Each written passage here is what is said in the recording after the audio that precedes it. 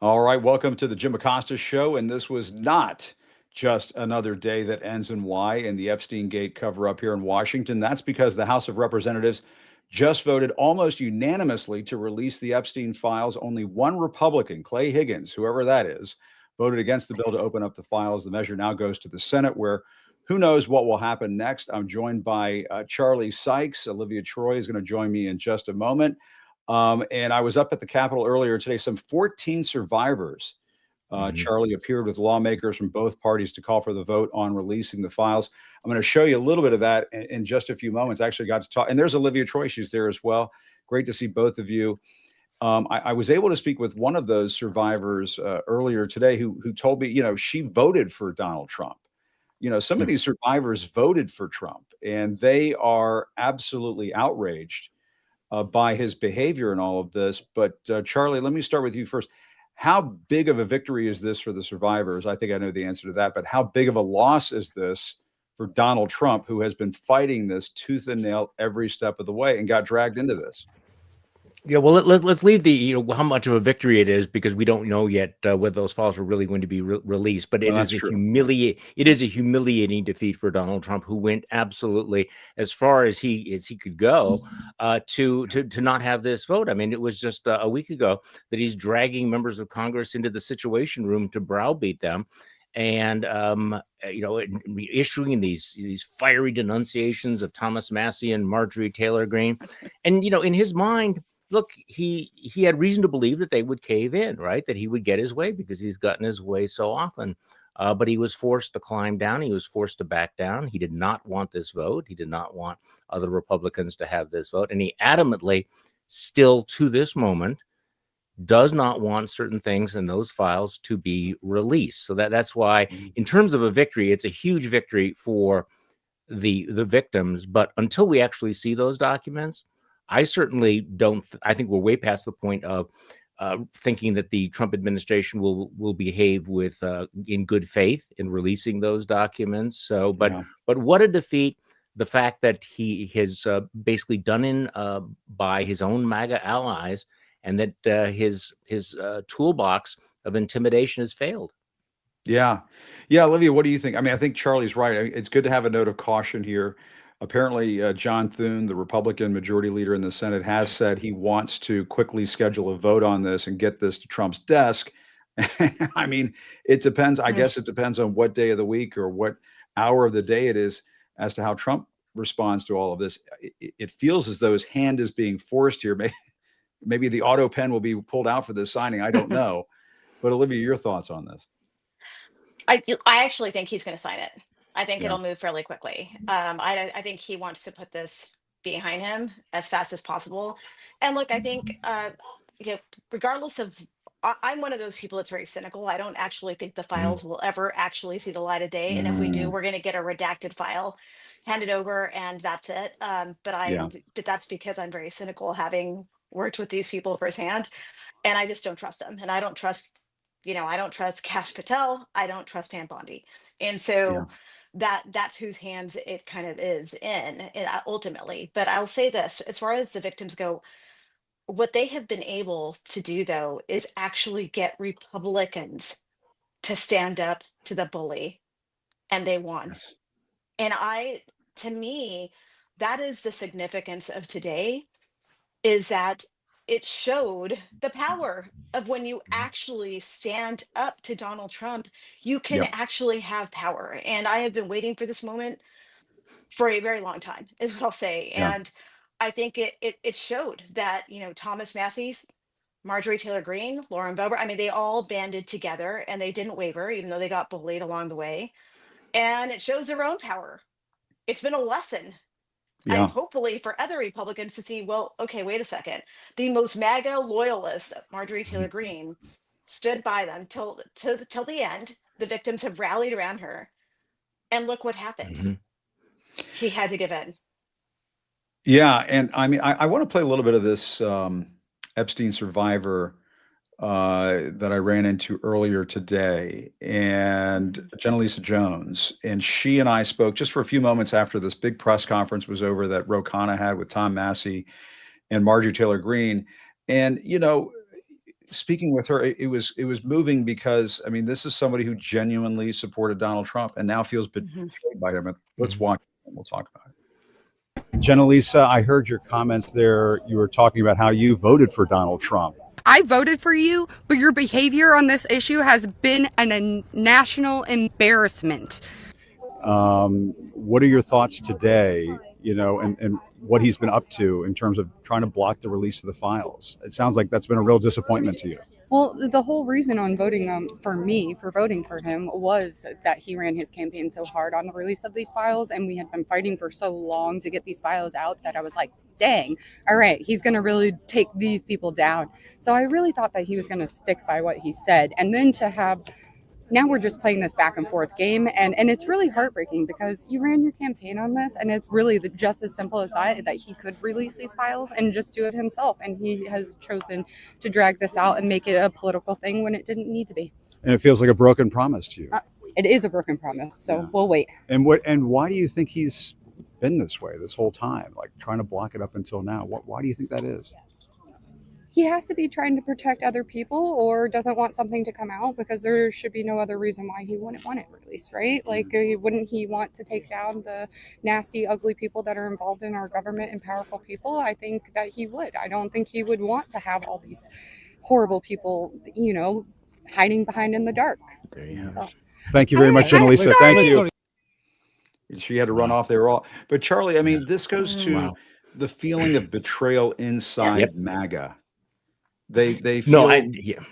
Go ahead. No, I mean, that captured it perfectly. That sense of betrayal, the sense of the broken promise. The fact is that much of the pressure to release these files comes from Donald Trump's own base. So the cover-up that he tried to orchestrate was indefensible. And as the victims began to speak up more and more, you realize that Republicans, signaled him privately and publicly, it's indefensible and we don't want to have to defend it. And so that's where we're at this moment here. Now, but we also just ought to throw in the caveat that we didn't need this vote today. We don't need the vote in the House of Representatives, in the Senate. We don't need him to sign the bill. He could order it released today. He could order it released within 5 minutes. But obviously, he has not done that. He's not going to do that. He may sign this bill, but the cover-up's going to continue. But I think that I think that little clip shows why this is so politically problematic for him. There were people who believed him when he said that he was going to expose this cabal of sex trafficking pedophiles, and then he tried to say, never mind, and that's not working for him. Yeah, and Olivia, I do want to play what Marjorie Taylor Greene said earlier today, because Donald Trump has been calling Marjorie Taylor Greene a traitor repeatedly because of her stance on the Epstein files. And this is what she had to say about that, which is interesting. I was called a traitor by a man that I fought for 6 years for. And I gave him my loyalty for free. I won my first election without his endorsement, beating 8 men in a primary. And I've never owed him anything, but I fought for him for the policies and for America first. And he called me a traitor for standing with these women and refusing to take my name off the discharge petition. Let me tell you what a traitor is. A traitor is an American that serves foreign countries and themselves. A patriot is an American that serves the United States of America and Americans like the women standing behind me. And I want to tell you that this only became possible today because the American people whom we serve as representatives here in Congress demanded that this vote happen, and they put more pressure on every single elected politician in this city than has ever been put on them. I mean, Olivia, that's some wild stuff to hear Marjorie Taylor Greene talking like that. It almost sounds like she's kind of calling Donald Trump a traitor right back to him. I don't know what she was saying about serving foreign leaders, but he did have MBS over at the White House Day. We'll talk about that in a little bit, and we can make our own judgments about how that went down. But I mean, she is not holding back. And if I'm Donald Trump, I don't know if I want to mess with her. you know, I don't think he wants to mess with her. We're yeah, seeing that play out. I think, look, that was a very powerful speech he gave in front of the yeah, victims. She certainly has their backs. And I think those were scathing remarks. And I would say she knew probably exactly what she was doing in that moment. And she was mhm, speaking directly to him. And look, there are a number of people that we know that have been called traitors and they've been called treasonous. And there are Yeah. executive orders that use that type of verbiage and language where the yep, retribution of Donald Trump continues with a number of people. And I think that good on her for pushing back on that term. And I think it's important specifically, Jim, because she is speaking to her supporters in her district who are MAGA supporters and talking to them. And I hope perhaps that that actually will resonate in some way where when they hear him use words like that in the future, they remember that moment. yeah. And Charlie, it just sounds like he's coming unglued. You know, I was going to play this video in a moment of Trump calling Catherine Lucy of Bloomberg a piggy. The He piggy. told her to shut up and called Oh her my piggy gosh. on Air Force One, which is absolutely appalling and disgusting. But and I do want Mhm. to play that in a little bit, but it just goes to show that he is unraveling. He is coming unspooled. I mean, calling Marjorie Taylor Greene traitor, the way he has been behaving. I know we're used to him, our outrage sensors have been worn down and we're Yeah. accustomed to him acting in unhinged ways, but this feels particularly unhinged, even for him. It, it does. I mean, Yeah. look, Yeah. insulting women's looks is not a new thing for Donald Trump. He's been doing that for the last decade.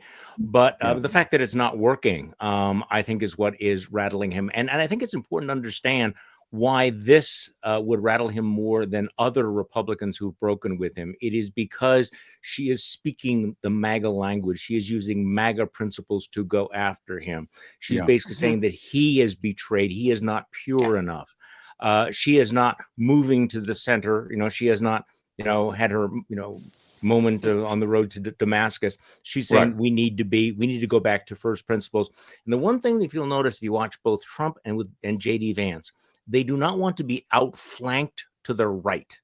They don't mind people Yes. breaking with them, but if somebody is more MAGA than they are, that they understand that as the threat. And of course, now what he has done is he has given her a much bigger platform than she ever has, and she's obviously enjoying it. I mean, it wasn't that long ago that Marjorie Taylor Greene was very close to being a pariah. She was kind of a star in MAGA, but she was kind of a political pariah. Now, with speeches like that, she is calling him out, and she is, as Olivia points out, she is speaking directly to her constituents, to his base. Mhm. And Yeah. and I have to say that is not something that he's experienced before. It's easy for him to brush off the Mitt Romneys or the Paul Ryans or people like Right. that. This is much more Yeah. problematic. Yeah, Olivia, I mean, that Charlie, that is dead on. That is Mhm. exactly what I heard earlier today. I was at the press conference and watched this. And Thomas Massey, he Yeah. was saying a lot of things about the rationale for passing this legislation and standing with the survivors. And I asked Mhm. at one point of all of them, why do they think that Donald Trump has been standing in the way of this for so long? And Massey said, well, maybe he's protecting other people and that sort of thing. Nobody really just wanted to come out and say it, Olivia, and that is that he is very likely protecting himself. We don't know that for a fact. We don't know what that is. We don't know what's going on, but there's the April 2011 email that I've talked about time and again Yeah. on this show. I don't know, if somebody can explain to me, maybe Donald Trump can be asked this question, why in April 2011, Jeffrey Epstein is asking or telling Ghislaine Maxwell that Donald Trump is the dog that hasn't barked, and then he spent hours at his house with victim redacted. And so, I mean, this story has not ended. It's going to go to the Senate. Perhaps they'll pass it. Perhaps he'll sign it, and then they'll start to play games with it. But this email right here, this business right here, has not been addressed. And there are a few folks here in Washington who want to touch it, but it has to be addressed, or we don't know everything that is going on with Donald Trump and Jeffrey Epstein. Well, yeah. Yeah. Let's be clear on something here. Donald Trump is the king of throwing anyone and everyone under the bus and Yes. coming forward with all sorts of information. And let me tell you, if he somehow is not implicated or something. I mean, if he were completely innocent, he would have thrown everything out already, right? I mean, Right. we all know that. And so Absolutely. that is the Yeah. bottom line. Like anyone who's ever worked on staff with them, anyone I've talked to that worked in the White House, anyone who's been in this orbit knows that they will throw anything they can if they've got any inkling on you out into the public. They don't care how loyal you are, who you are, whether Yeah. you're a relative. That's why this is so suspect. The fact that he Yeah. has now been dragged by a loyalist who goes out and says, I've been loyal to you for Mhm. way too long. Right. And now he's suffering the consequences. And so I think that to me speaks volumes. I don't even need to see emails with his name on it or the references on it, Yeah. because I'm reading the tea leaves and I'm watching him behave, and his demeanor says it all. We all know that, right? I mean, I think Yeah. that is what is the most obvious thing to many of us, is just Yeah. how scared he is and how he continues to try to obfuscate this, but it's not working. Yeah. He's told on himself. He's telling on himself. But I think we have the moment where I asked that question. I'll just prove that I was at the press conference. So we'll play it. And we'll... Why do you think the president has fought so hard to block the release of these files? Why do you think he has fought so hard? If he could do it now, why hasn't he done it now? I believe he's trying to protect friends and donors. And by the way, these aren't necessarily Republicans. Once you get to $1 billion, you transcend parties. You just assume you can pay off whatever party is in charge of the White House, whatever party is in charge of the House of Representatives. And this is about those kinds of people. I think he's been trying to protect them. And I think it also incriminates our own government. This is a complete and total failure of the justice system, as the survivors have witnessed here today to us. It incriminates the FBI. It incriminates our intelligence agencies. It incriminates police departments in West Palm Beach. And that's what has been protected by this, either willfully or unknowingly, and it's time to end it. And I would agree with Representative Marjorie Taylor Greene that what matters now is just the action. I don't speculate on what politicians' motives are or what's in their heart. The point is the American people have spoken, Congress has spoken, release the files. It's time for justice. Thank you very much. Thank you. Yeah, forgive my shaky camera work there. That's all on me, by the way. I do have a new iPhone. I don't know what the hell is going on, but anyway, I digress. But Charlie, Wow. there's a bit of what Tom Massey was saying there. I think is at play here, which is this notion of the people versus the powerful, the people versus the rich, the people who can afford to be protected in all of this. Right, and I think that's one of the reasons this resonates. And by the way, Donald Trump's attacks on Thomas Massey, attacks on him for remarrying his wife, died last year. I mean, awesome. the viciousness of the attacks, and these it'd be very hard to come back and have a kumbaya moment. But I have to tell you, and again, kudos to Thomas Massey for taking this stand, running the risk, and not flinching. However, his explanation, though, doesn't really hold up, because his argument is that Donald Trump is doing this because he's protecting other people. When has Donald Trump ever shown a willingness to sacrifice on behalf of anyone else? When has Donald Trump ever been the guy that would fall on his sword to protect anyone in the world?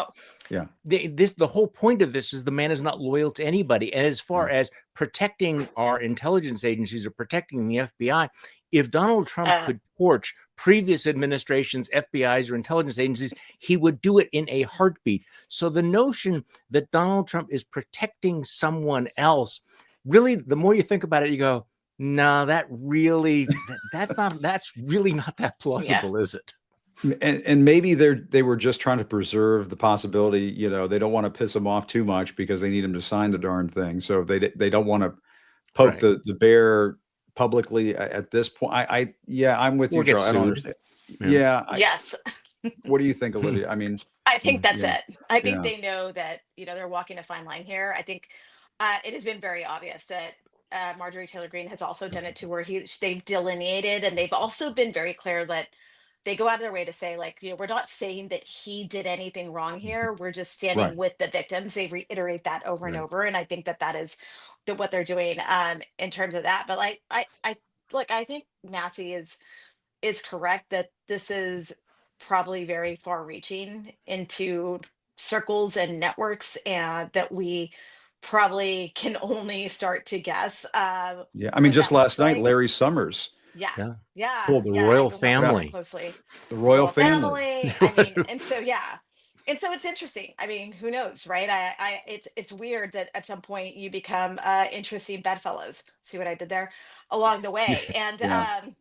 with these kind of networks, and I think Matthew's right, it's a question of the powerful and what they can sort of keep underground. And I think you're seeing sort of the power of the people against this, and hopefully there is accountability, because I just feel awful for these victims and everything they've been through, and they certainly deserve the justice.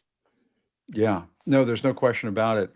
And Charlie, I guess the big question is where it goes from here. We have to. I think you were saying earlier, indicating earlier that there's not a whole lot of confidence that we're going to see these files. I was talking to Tara Palmieri about this yesterday. She's of the same mindset. And when Donald Trump was saying, "Oh, I want the DOJ to investigate Bill Clinton, and I want them to investigate Larry Summers," everybody can now see this train coming. That they will say once those investigations get started, "Oh, it's like Trump with his taxes; it's under audit." They'll say, "Oh, this is under investigation again, so we can't release these files. We're on. It's like OJ, where they're trying to find the real killer." Yeah, I don't think we should give them the benefit of the doubt. I think you put your finger on it. So I mean, think about the incoherence of Trump's position, which is again not particularly unique. Where he'll say on the one hand that it's a complete hoax, we've already investigated it, nothing to see here. Oh wait, we need now to have a grand jury investigation going back and looking just at Democrats. What's that all about? Well, I do think that at some point they'll say we would definitely release them, but there's ongoing litigation and investigation, and that we can't do that. The other card that I think that he is likely to play is just a national security card. I'm sorry, there are national security considerations here involving foreign countries. We just cannot release them. But the notion that Donald Trump at any point will release unredacted clean files is just incredibly naive. He has gone so far. He has spent so much political capital in not doing that. Now, it is certainly possible. I mean, we saw this during Trump 1.0 that they might release partial elements of this. He might just, he might just sit down and tell Kash Patel and Pam Bondi, redact all any Republican, redact any reference to me. I just want only the stuff that mentions Bill Clinton or Democrats or anybody else that I'm willing to throw under the bus. He's capable of doing that. So we're far from being done. But again, just a reminder, and as you point out, Jim, how today felt different. It is the second half of November 2025, and we're still talking about this. Remember when we talked about this earlier? And the question is this story going to have legs? Every other story in the Trump era lasts for about 48 hours, and then we forget about it. We still talking about, the Qatari plane, the Air Force One. No, people forget about it. This one is not going away, and it's not going. And it feels as if it's getting bigger as it moves ahead, and that Trump's attempts at cover-up are actually making it even more intriguing. That's right.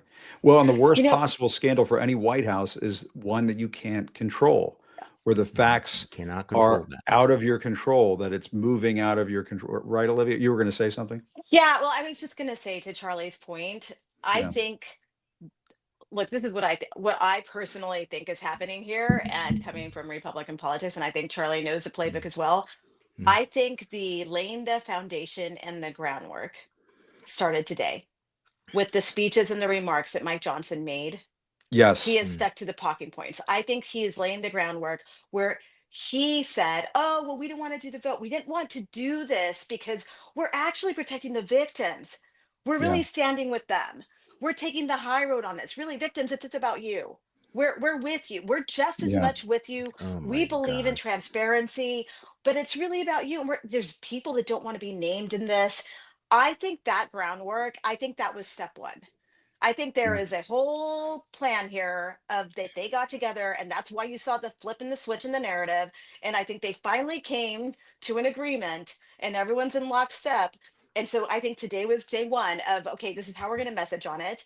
and then we're going to proceed from there. That's what I think is happening here. Well, and we have the Mike Johnson. I think you're Yeah. brilliant queuing up of the video here, Olivia. You've done this before. I think we have the Mike Johnson. Let's play the Mike Johnson. Today's been one of those days. We got to. So what am I to do as a leader in a situation like this? I call my counterpart in the Senate, Leader Thune, and I talked him through this with him and shared our deep concerns. And of course, they share those concerns as well. And so I'm very confident that when this moves forward in the process, if and when it is processed in the Senate, which there's no certainty that that will be, that they will take the time methodically to do what we have not been allowed to do in the House, to amend this discharge petition and to make sure that these protections are there. The authors of the discharge did not allow us to do that here. That's the rules here. But in the Senate, they can correct it. Yeah, Charlie, if I were at a a college basketball game or something, I saw a call from a ref, we would all, bullshit. Yeah, exactly. Yeah. If you could just look at all of our faces while Mike Johnson was talking there, I mean, it's. Well, there's another card here. You mentioned from the White House point of view, when they can't control the narrative. I don't think Republicans in Congress can control the narrative, because if that is the talking point they've settled on, that they are protecting the victims, well, the victims now have a say as well. They have a voice as well. And I thought that PSA they put out the other day was incredibly powerful. Mm-hmm. And all they have to do is step forward and say, I am one of the survivors. I am one of those victims. And they are not protecting me by continuing to cover up the Epstein files. Yeah. That is very difficult for the politicians. And I think, and in fact, I guess I would take the other point of view, is that this feels like it is the boulder rolling down the hill. And the smart political move for Republicans is get the hell out of the way. Do not try to stop it. Don't try to control it. Just get out of the way. Donald Trump threw up his hands. We're going to throw up our hands. Look at that vote in the House. Everybody except Clay Higgins, who, by the way, is your next Supreme Court justice, got out of the way of that. One vote against it. What's he getting out of this? He's going to be an ambassador. He will get his reward. But if you're a Republican senator, why do you now want to take the vote? What person is now going to make the case about why they should keep those documents secret? Trump caved. The House Republicans caved. The Senate Republicans, I think, are going to cave as well. And with every single day, going back to your first question, the victory for the victims is they spoke out and they had other people who amplified their voices. Yes. And my guess is they are emboldened. By the way, talking with Tara Palmieri earlier in the year, this was not a given. It was not a given that they were all going to come out. They were frightened. They had been cowed. They had been threatened. It was by no means a sure thing that they would take the stand or that they would have the impact that they've had. There have been a lot of women who've come forward about Donald Trump who've been ignored, right? So I think this dynamic is going to be very, very hard to slow down. I've never seen anything like this. And Mike Johnson was the one who refused to swear in Adelita Grijalva for 6 weeks, 7 weeks almost. And, somebody who was duly elected, the lengths that they've gone to try to stop these survivors from just getting some truth out of this, some justice out of this. It has to mean one thing, and that they're protecting somebody who is desperately trying to keep some secrets secret, some wonderful secret, perhaps, as Trump said in his birthday letter to Jeffrey Epstein, allegedly. But while I have you guys for a couple more moments, Olivia, your thoughts. We saw the Crown Prince of Saudi Arabia, Mohammed bin Salman, at the White House. And, they're selling F-35 jets to the Saudis. They were flying over the White House earlier today. And it was at this moment, there was a moment where Trump was asked about Jamal Khashoggi, the Washington Post opinion writer, who was murdered, the CIA said, at the ordering of MBS, of Mohammed bin Salman. And Trump said, things happen, things happen. I'm going to play some of that in a little bit with Karen Attiah, the former Washington Post opinion writer. But Olivia, your thoughts on that display over at the White House? I mean, today was just one of those days where, it was just one horrendous thing after another. Yeah, I think that was a pretty heinous moment in the Oval Office, because to me, it was Trump dismissing U.S. intelligence. I mean, he basically dismissed the entire U.S. intelligence community in front of a foreign autocrat to protect him, to protect a murderer. Let's be clear about that. So, to me, like that, this is just another moment where Donald Trump sides with a foreign entity Yeah. over his own people, right? And that to me was just so disgraceful. And I also hate the message that it sent to the world about who we are as a country right now as America, and the fact that we don't stand with a free press, we don't Yeah. stand for human rights. I mean, that's basically, that moment was monumental in reminding what I would say the world of what it is, because we've seen this Yeah. administration, we've seen what they've done with human rights reports at the State Department, we've seen with Marco Rubio, he used to be the champion for human rights. That's no longer the case, and so I think in No, that not at moment all. it was pretty pretty horrific to see that. What do you think, Charlie? But very much on brand. Remember Yeah. when Yes. Donald Trump was asked about, well, Vladimir Putin murders people. Remember what his response was? Was to Bill O'Reilly, wasn't it? He said, well, Yeah. we murdered lots of people as well. That's You right. know, and this takes place at a time when the United States is engaged in, mass extrajudicial killings out on the high sea. And you Yeah. look back on Donald Trump's track record of endorsing murder, extrajudicial killings, sadism, brutality. He was a big fan of President Duterte in the Philippines, who was Right. engaging in Mhm. all of that. He's Yeah. praised China for summary executions of drug dealers. And once again, as Olivia points out, this reminds me of the famous Helsinki moment where he stands Yes. next to Vladimir Putin and once again throws our intelligence community under the bus in order to curry favor to a thuggish foreign leader. So yes, it was horrific. It was deeply embarrassing. It was a reminder of the amorality of Donald Trump. But again, it is not the first time we've seen this. There is a through line and a consistency to Trump, and we just saw that once again. This is who he is, and this Yeah. and this is and these are the people that he likes, and these are the people he feels comfortable doing business with. Yeah, one thing that really stood out to me though, and that really bothered me, was Trump's response to the reporter, calling the reporter insubordinate. Yeah. That word to me was pretty significant, because I really wanted to be like, insubordinate to who? To who? Right. To who, Trump? Yeah. Don't work for you, And I Mr. think we have a President. little bit of that video. Let's play it, of Trump with MBS in the Oval Office. I think we have that standing by. And And the U.S. intelligence concluded that you orchestrated the brutal murder of a journalist. 9/11 families are furious that you are here in the Oval Office.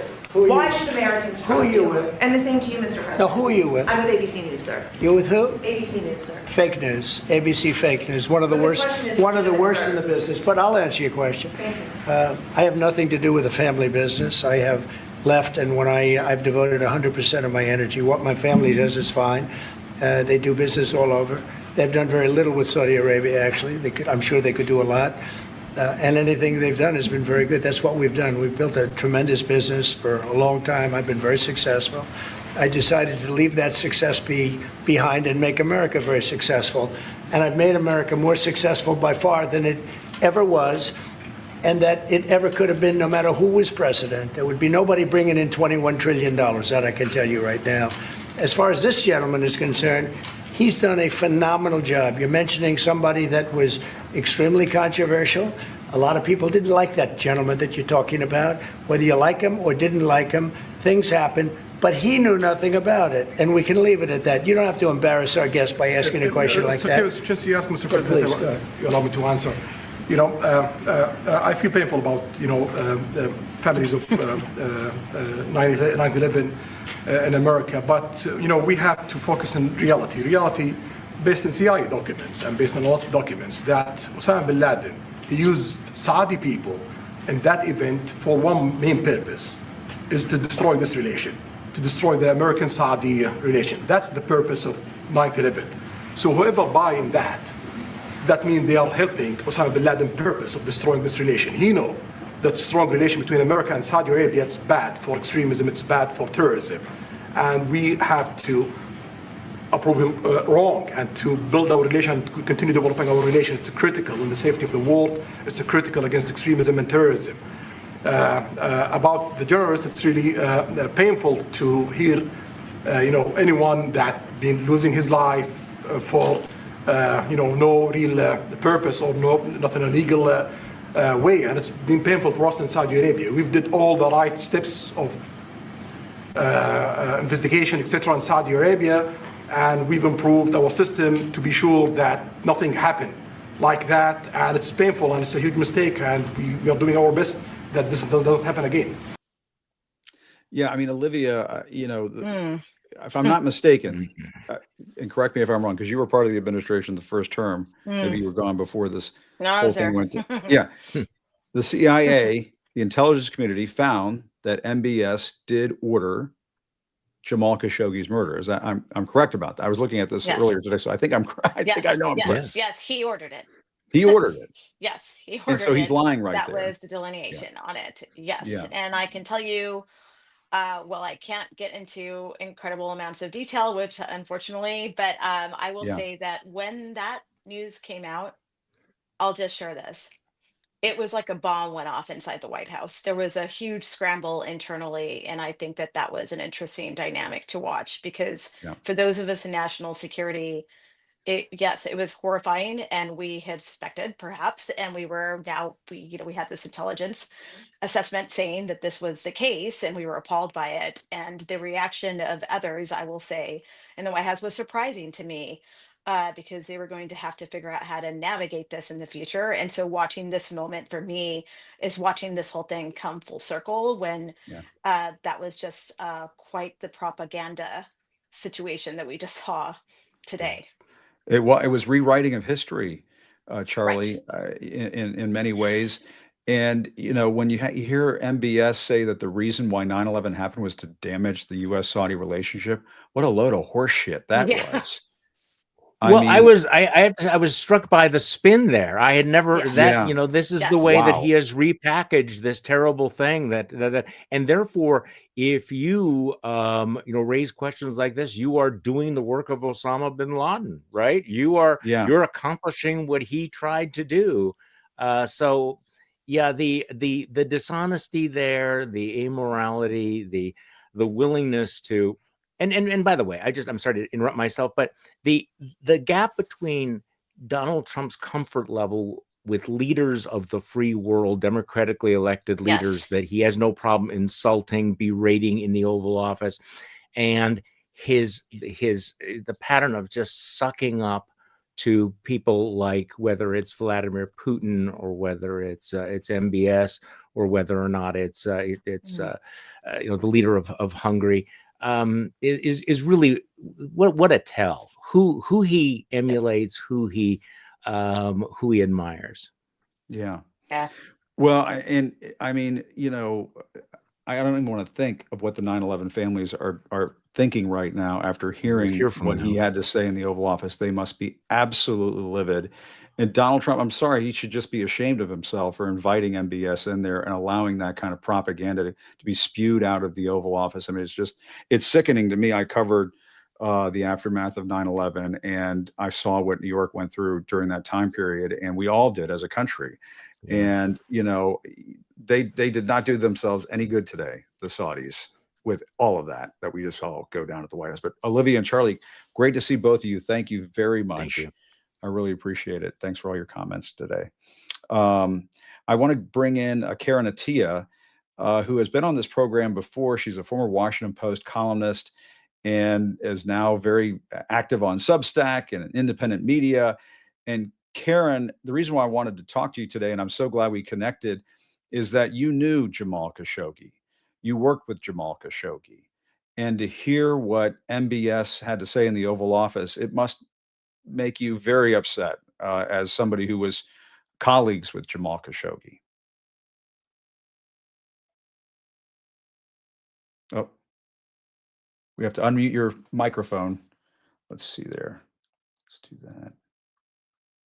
There we go. Good. Yep, we're good. All right, there we go. I know the bad vibes in the air in Washington are just They're literally everywhere. infecting everything around me, it feels. Yeah. Thanks for having me on. I mean, look, it's hard. This is hard. This is hard for a number of reasons. It's almost 7 years to the day. I remember it like as clear as it was yesterday, November 16th, 2018, when the CIA announced, it came through on the Washington Post, had the scoop that they determined that Mohammed bin Salman was responsible for the operation that killed Jamal.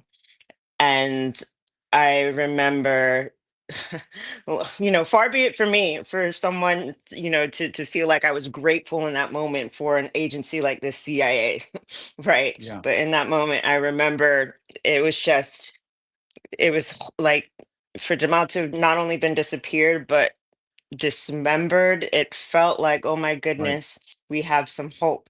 And now to Jim, like, I think eh, one of the more chilling things for me to see today, even before these two thugs got into the office,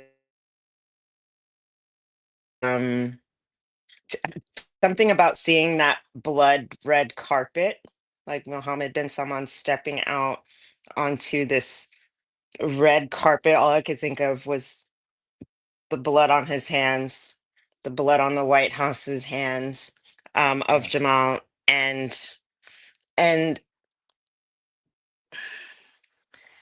the fact that the Washington Post, where Jamal was extremely proud to have had a writing home there after being banned from writing. And I want people to know this. A lot of people think that if they know Jamal's story, if they followed it at all, if they were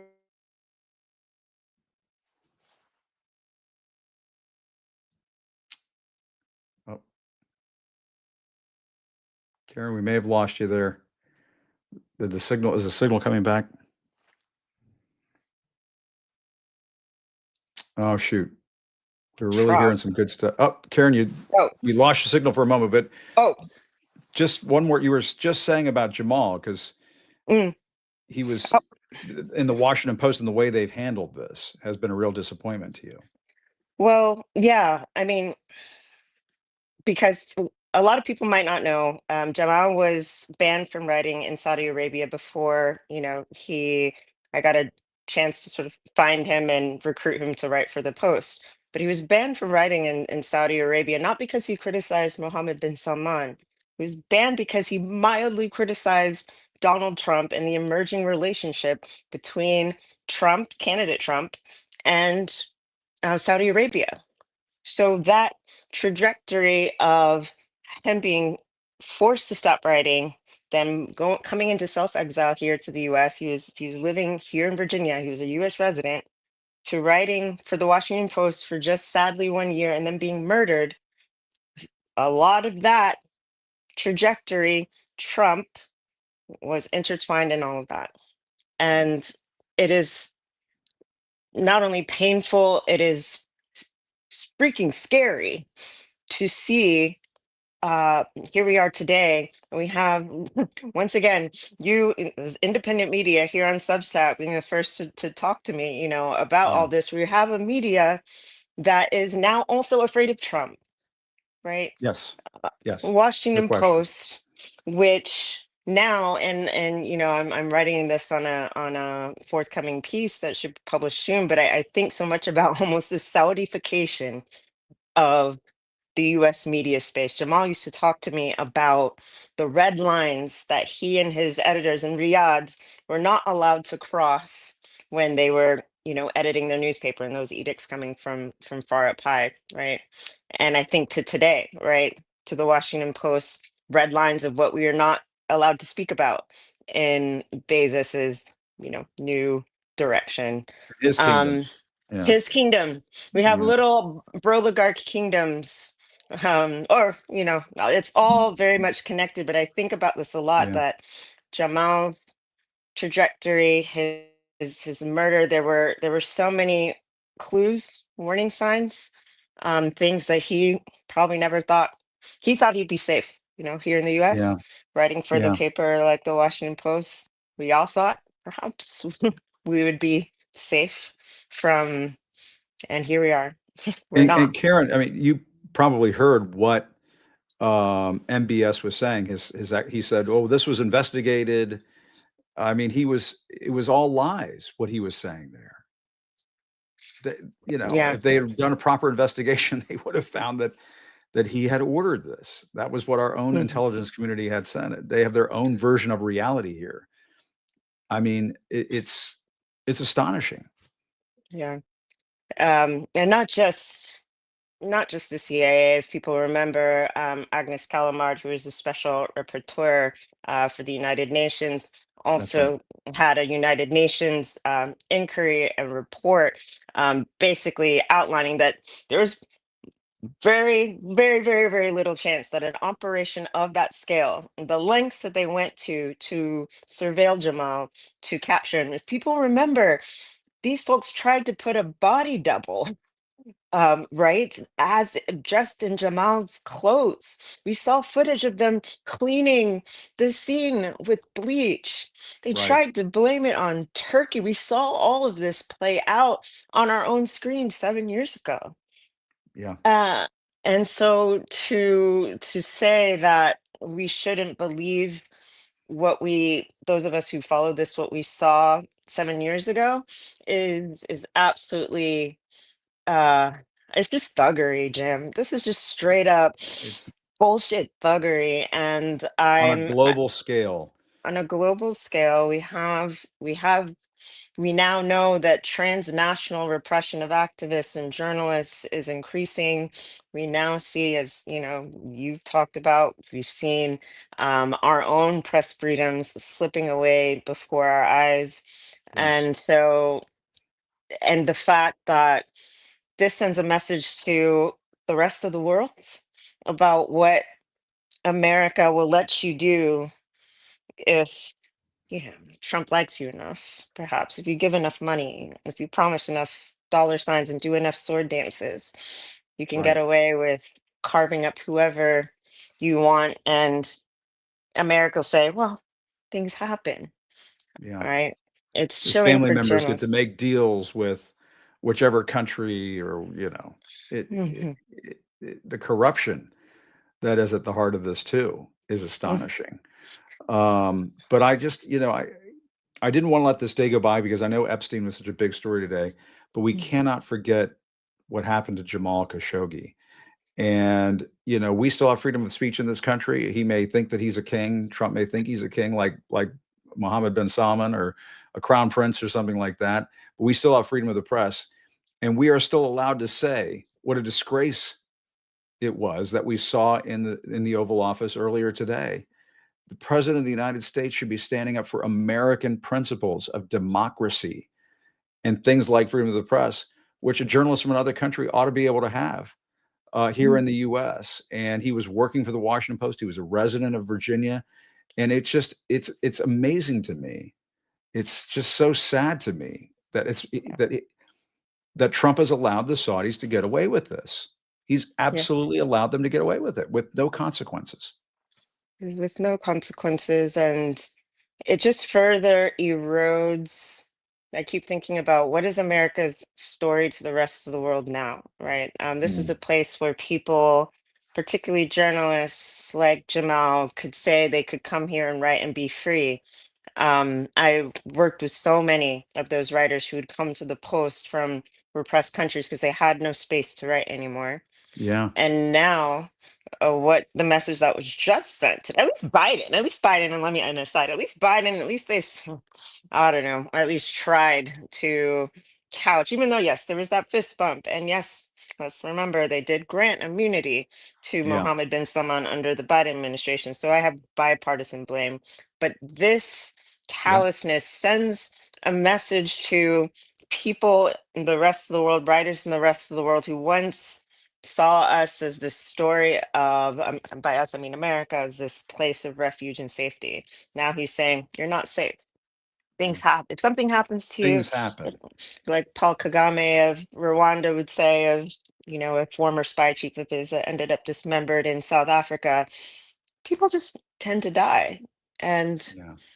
so, but, Jim, I mean, again, the fact that you remember, the fact that so many people remember Jamal's name, that we didn't Yes. let this story die for 7 years. I think you worked in news, for people to Yes. remember something for 7 years is incredible. And that's just due to people being able to see with their own eyes and ears that, like, this is wrong. This man did not deserve this. No one deserves this. Yeah. But there is something about the fact that I think now, 7 years later, we can see that democracy or freedom of the press, our ability to speak, is something that we can't take for granted at all. You That's say we right. have freedom of this press now. I, Yeah. yes, but it's Yes. If we slipping fight for it, if we if continue we to fight fight for for it. it. And If we it's fight it's for it. incumbent upon all of us as journalists, whether it's corporate media, public media, independent media, everybody has to, we're all on that team, where we have to defend this right. And if we can, run out the clock on the people who want to take it away from us, and just keep battling and keep charging and keep fighting. Mhm. But Karen, I'm glad you were here to help me and help all of us keep Jamal's legacy alive and his memory alive. And thank you. I'm glad we connected and made this happen. So great to Thank talk to you. you. You're always the first. I appreciate you so much You bet. for the work that you do and keeping this, front and center. So thanks You so bet. much, Jim. You got it. Take care. And make sure we all subscribe and follow Karen Yes. on all the socials. It's very important. Thanks, Yes. Karen. Good to see you. That's Karen Atia. And, the last thing I wanted to show you is if you want to know just how much trouble Donald Trump is in right now, if you want to know how worried he is about the Epstein files right now, I mean, yeah, the way he lashed out in the Oval Office earlier in the day, yes, that was quite telling. But it was this moment on Air Force One Friday night, the way he talks to Bloomberg reporter Catherine Lucy. Let's play that video. Epstein and I had a relationship for many years, but he also saw strength because I was president. So he dictated a couple of memos to himself. Give me a break. You're going to find out what did he know with respect to Bill Clinton, with respect to the head of Harvard, with respect to all of those people that he knew, including J.P. Morgan Chase. Sir, Yeah, if Jennifer, there's go nothing ahead. Go ahead. incriminating in the file, sir, why not? Why are you acting as a Quiet, Piggy.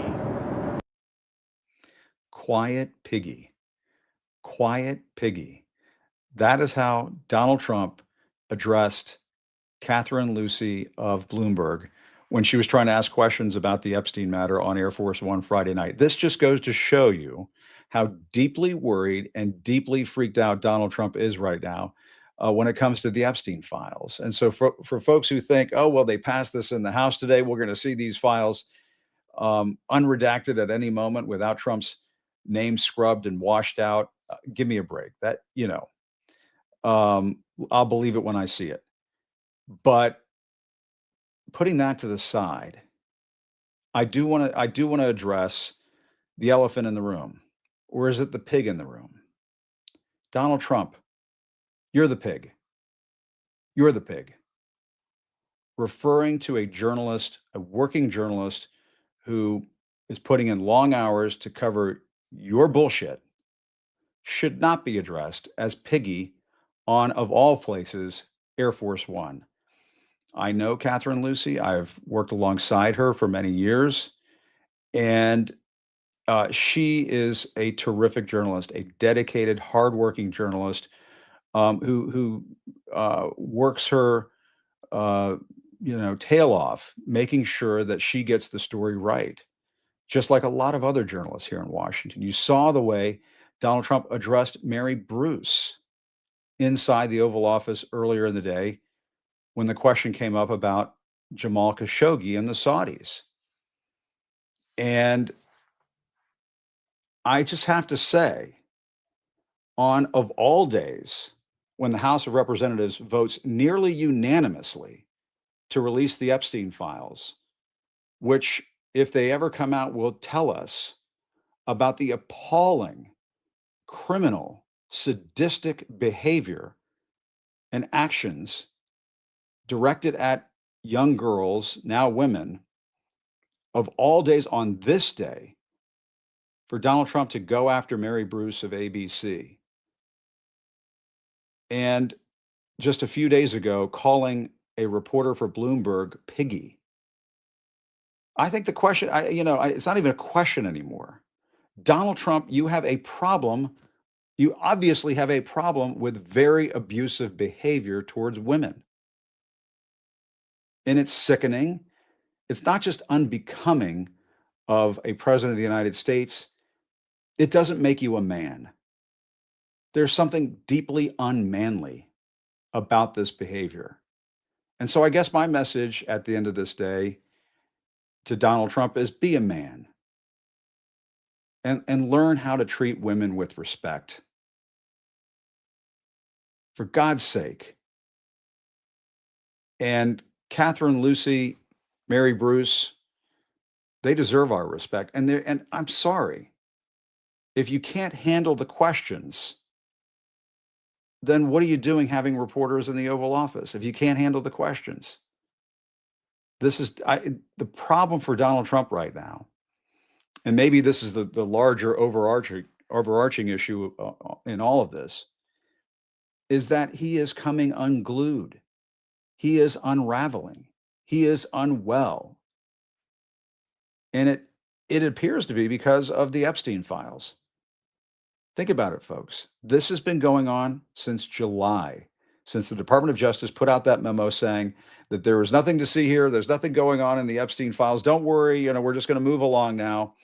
And then last week we see the emails. And again, I'm going to bring it up again for the folks at home who are paying attention, keeping score. I'm going to bring it up again. The April 2011 email from Jeffrey Epstein to Ghislaine Maxwell. And remember, these emails came out 2 days before he calls Catherine Lucy Piggy. The email from Jeffrey Epstein to Ghislaine Maxwell that Donald Trump is the dog that hasn't barked. The dog that hasn't barked. And he has spent hours at my house with victim redacted.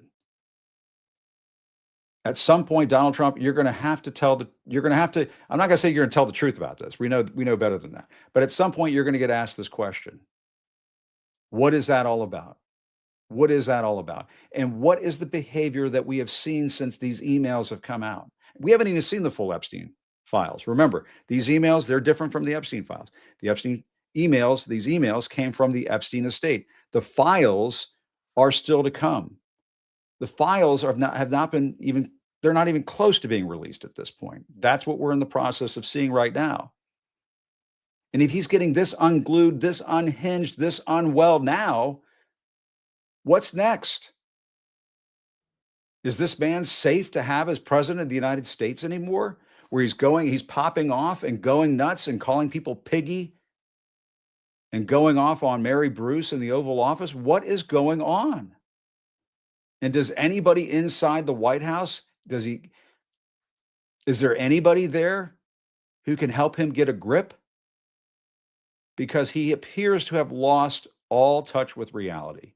He appears to have lost his grip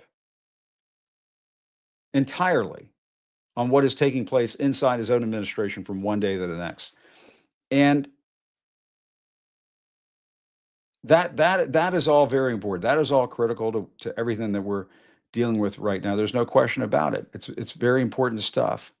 But at a base level, at a human level, what are we doing with a president of the United States of America who calls a reporter piggy?